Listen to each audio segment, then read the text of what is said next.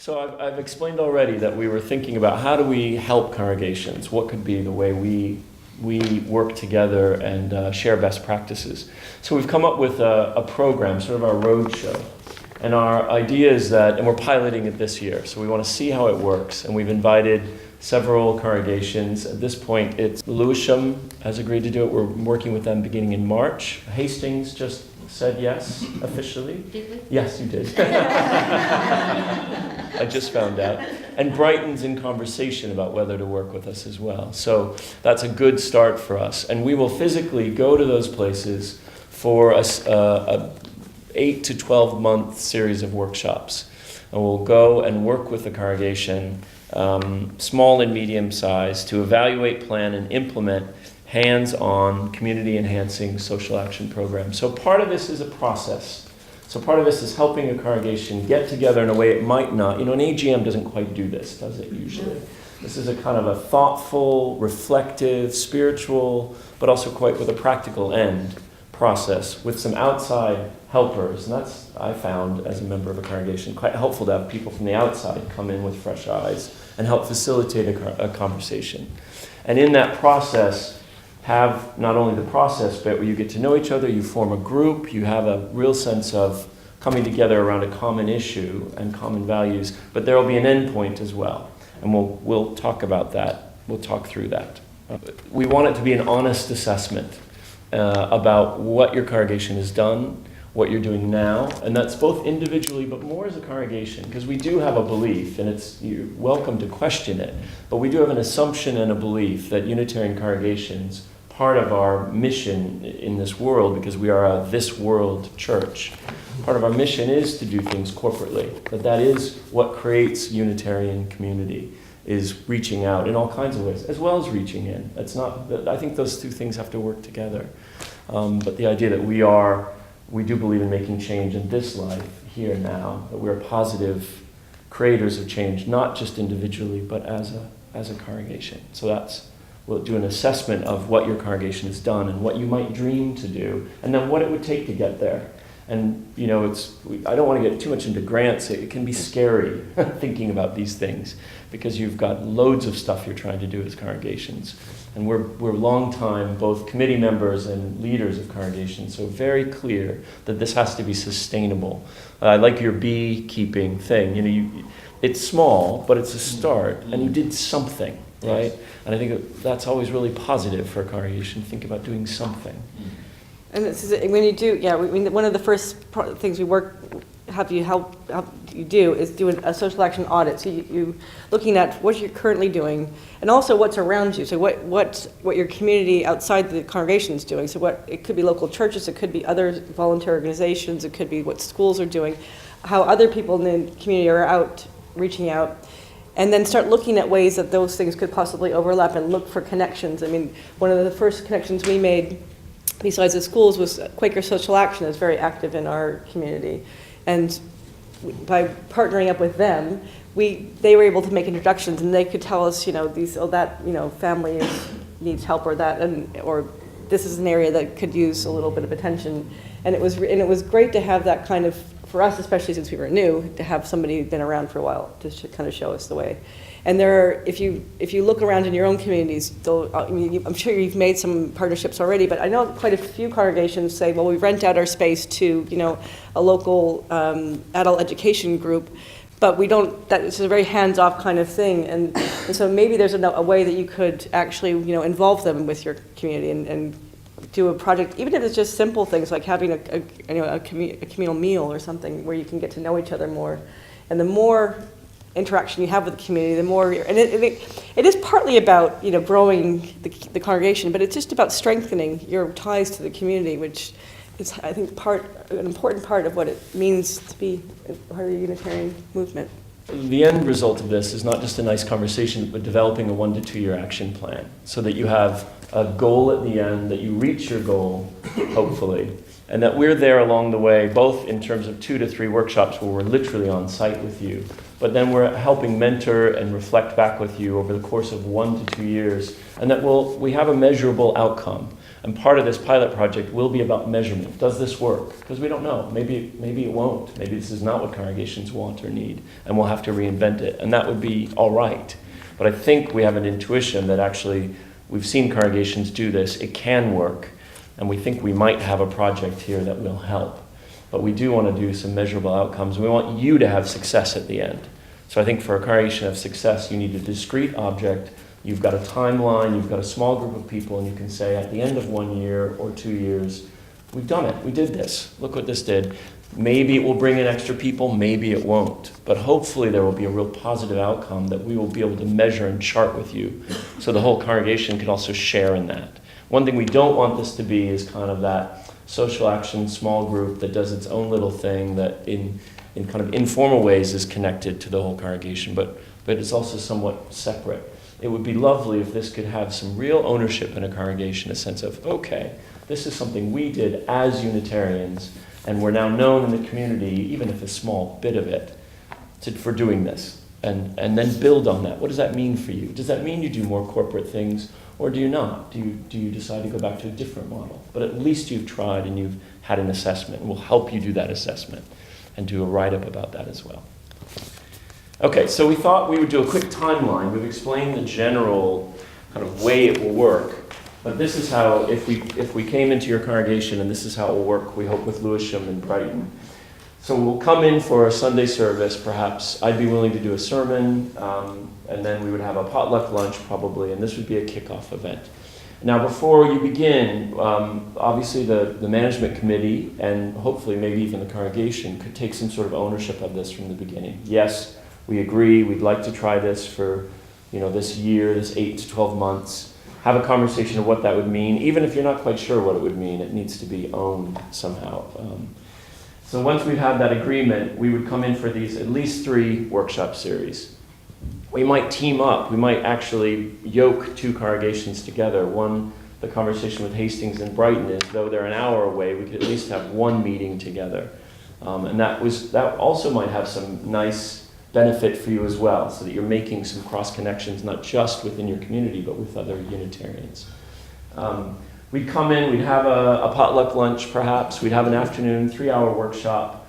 We would get some information from you ahead of time. So what's the history of social activism in your congregation? This is very interesting, actually, even for people who've been around for dog's age, to actually discover, oh, you know what, 100 years ago, actually, we had a real outreach to unmarried mothers. Very, very interesting what comes up that people might not know, or one person knows but 8 people don't. So to do a reflection on what your congregation has done and been can be very inspiring.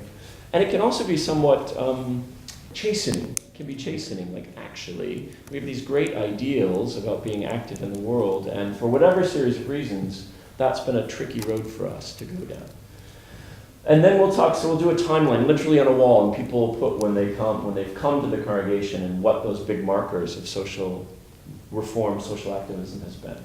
Then what are your current social action commitments? And it would be interesting to see individually what those are, but especially congregationally. What are your commitments now? And we've discovered, in fact, that many of you are doing very interesting things, not always talked about in the whole congregation, but people are doing some amazing things. And then at the end of that, we'll assign homework. We'll hopefully have a small group. If at the end of this, people nod at us nicely and say, oh, lovely, lovely, lovely, but no one's really interested, then that's fine. We go in knowing that might be the case.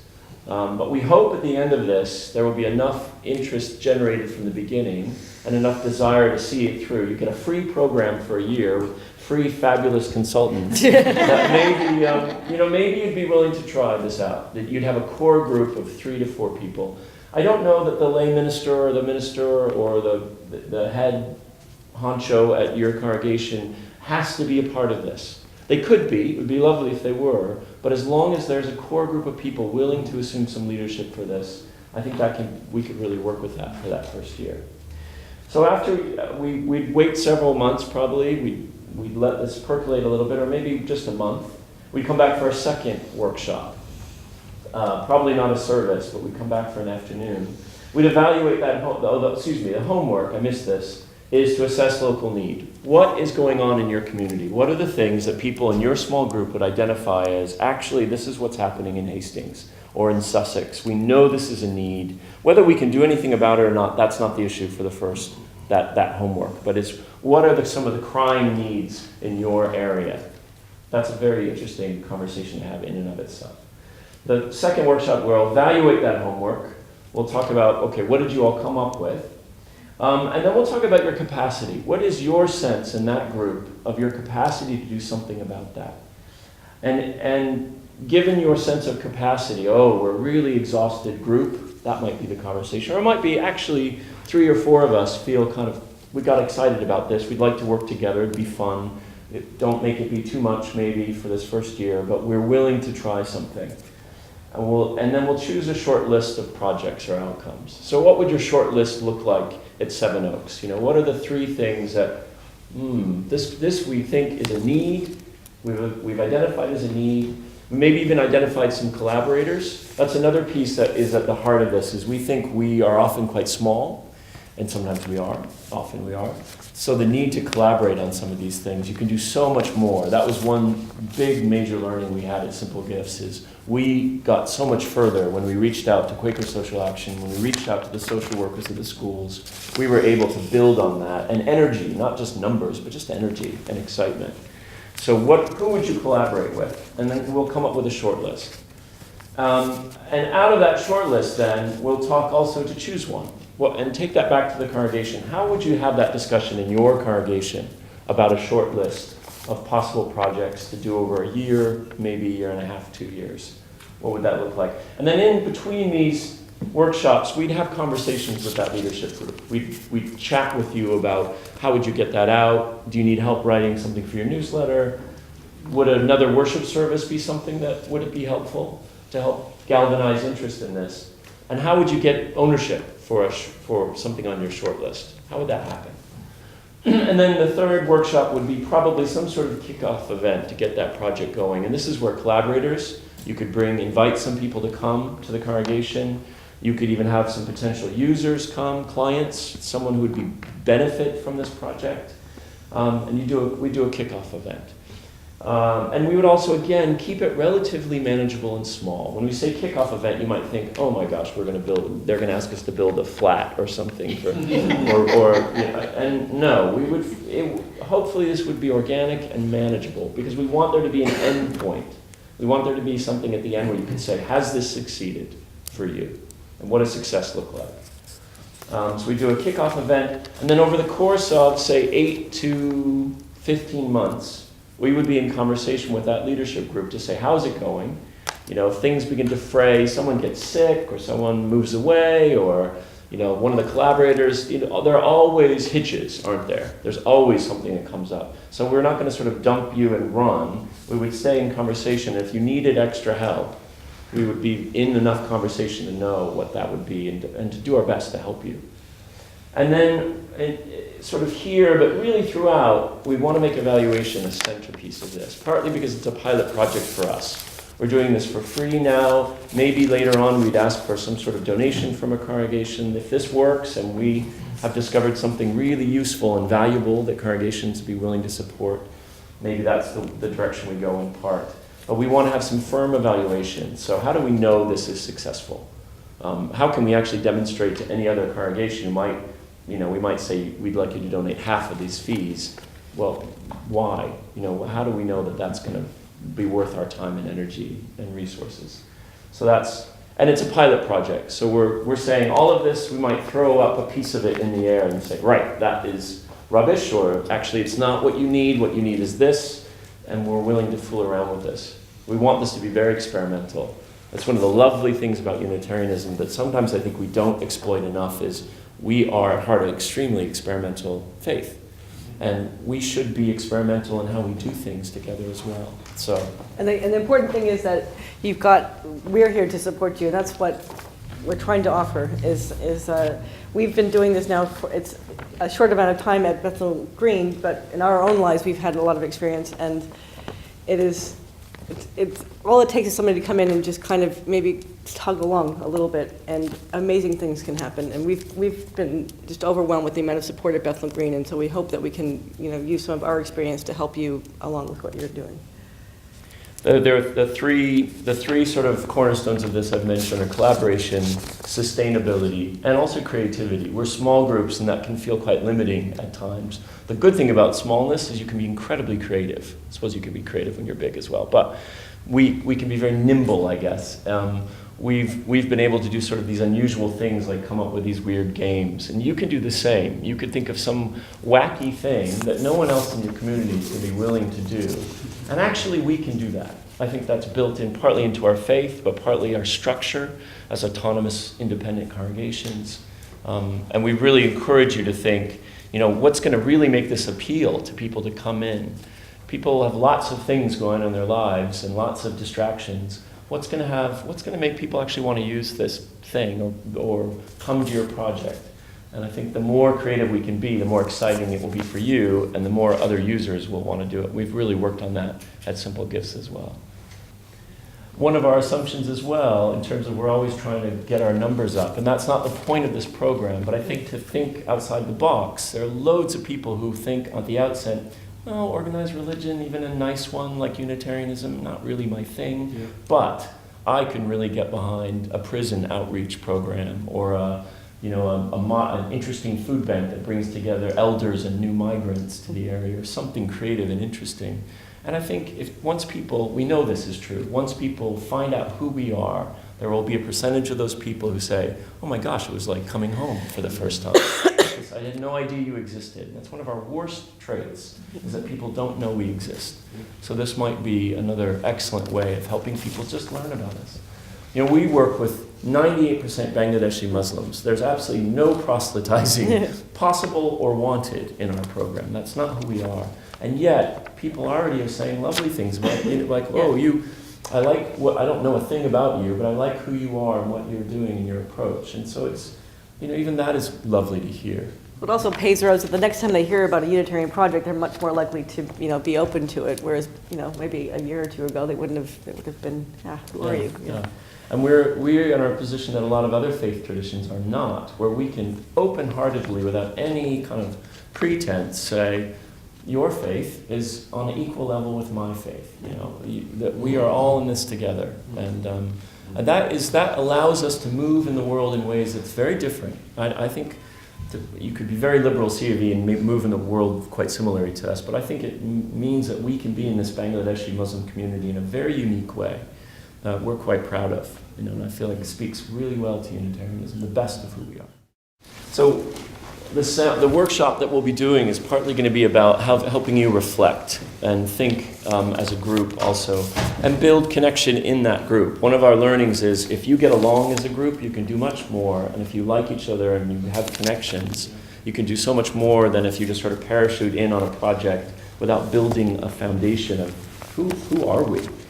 So this first workshop, I would like you, first of all, on your own, to write names of all the people you can think of who have inspired or influenced your journey to have a social action or ethical perspective in life. So, and leave little spaces. So let's say I might put my grandfather because he worked in the Salvation Army or something, and I might put a teacher. So just list 3, 4, 5 people, however many you can. Just make a list of names, nothing else. Leave a little space between them of who have influenced your ethical and especially your social sort of action consciousness.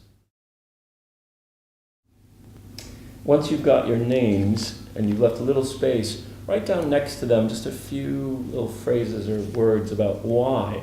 What was it about that person? What qualities did they have that influenced you?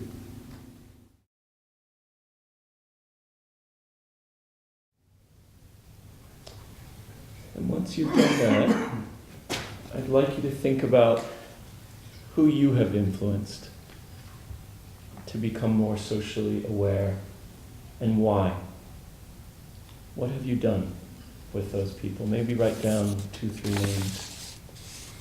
Who have you directly impacted on their own journey to a consciousness about doing mercy, living mercifully in the world? All right, so I'm going to do that school playground thing. It's slightly annoying but extremely effective of counting off it by threes. And then we'll send you to your corners, because we'd like you to do next is share in a small group some of what came up for you, some of the people that influenced you and why, and also who you've influenced. And we've done this before, and it's very interesting, some of the responses.